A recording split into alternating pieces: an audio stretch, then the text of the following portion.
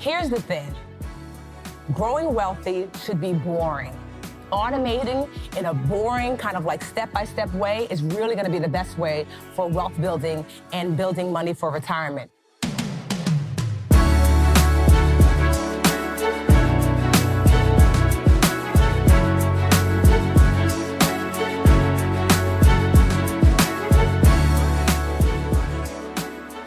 Yo, what's up, y'all? Welcome back to Black Excellence Daily. I am your host, Sean Croxton. Thank you so much for tuning in. We're talking personal finance today with Tiffany Aliche. She's going to talk about the importance of having an automated budget.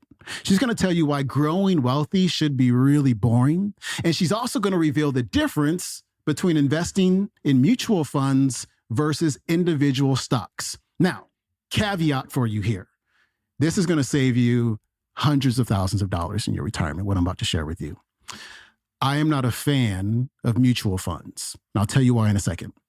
I am a bigger fan of passive index funds. Now, they are similar, but they are not the same. Both of them are essentially baskets of investments that help to lower your risk. Now, here's the thing. Mutual funds tend to be actively managed by a fund manager, which means that there's somebody in your account trading stocks actively. Now, this can incur lots of fees. It can also incur transaction costs on the trades. And if you're making money on those trades, you're going to get taxed on the gains. So there's fees, there's cost, and there's gains taxes. Now, when the banks and the brokerage accounts talk about these fees, they sound minuscule. It's like, 1.3%. And then there's like, a little 5% here. And you're like, oh, that's not a big deal. Let me tell you, it's a really big deal. I'm going to put the link to I think it's a Frontline documentary. It's on YouTube. It's about 401ks. And 401ks, essentially, they're mutual funds. They're usually actively traded, but not all of the time. Now, what's happening is this. People are getting to their retirement and they're going, where did all my money go?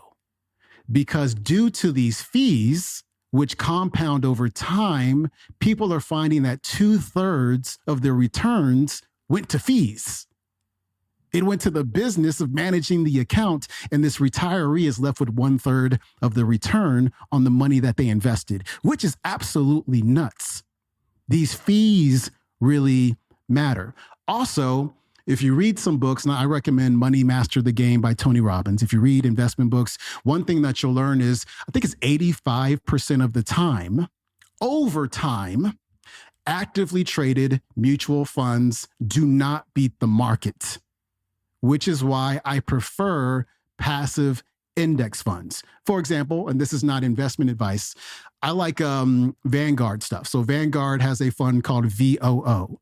And it mirrors the S&P 500. So you're just buying all of the companies in the S&P 500 and you just sit and you hang tight. There's no trading involved and the fees are so much lower because there's nobody in there actively managing that account. There's another fund called VTI. Again, not investment advice, but VTI, you're actually buying the entire market. 85% of the time, you are much better off just buying the entire market or buying the S&P 500 versus having somebody actively manage your mutual fund account.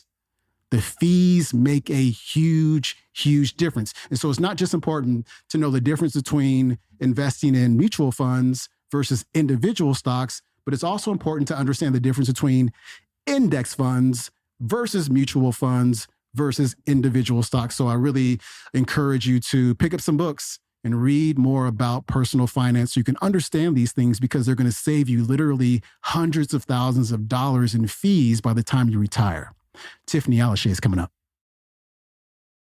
So here are the steps. Step 1, your money list. Step 2, automatic wealth. 3, put down the shovel. 4, noodle plan. 5, scoring high. 6, boss up. 7, the money team. 8, protect yourself. 9, I'm rich. And 10, leaving a legacy. We're going to break down each and every one and how you can achieve that. All right, 1, the money list. So what does that mean? It means I want you to create a semi-automated budget. How do you do that?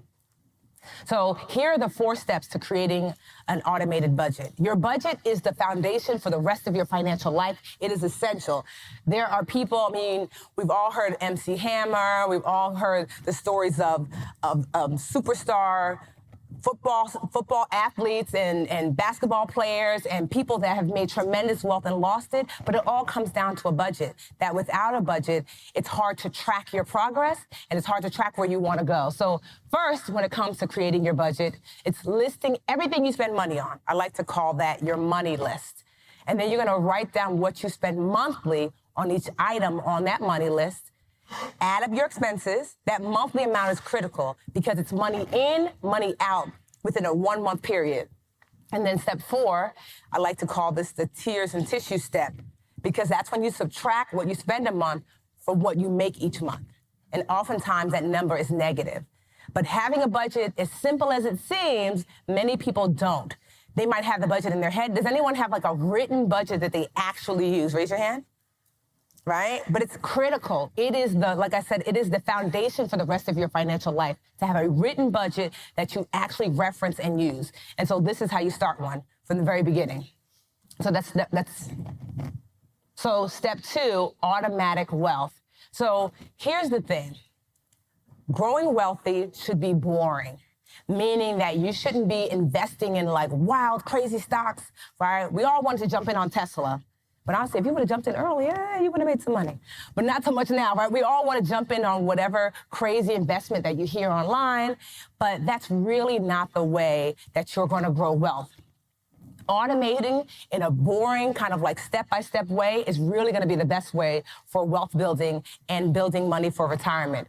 So there's 2 different things I want you to focus on. Like when you are investing for retirement, know this. It means that for retirement, you are investing in a way that's going to help you maintain your current life where you are currently in your life. So if you're living off $50,000 a year now, that's what retirement will look like.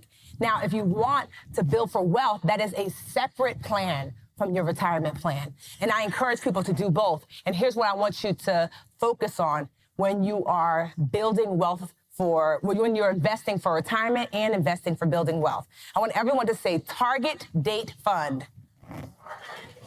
Right? So target date fund is your best friend if you're someone who kind of wants to set it and semi-forget it. So here's how they work. So a target date fund are typically mutual funds. So the difference between a mutual fund and stocks are this, is that I want you to think of like mutual fund and stocks as 2 different elevators. The stock elevator has 1 cable.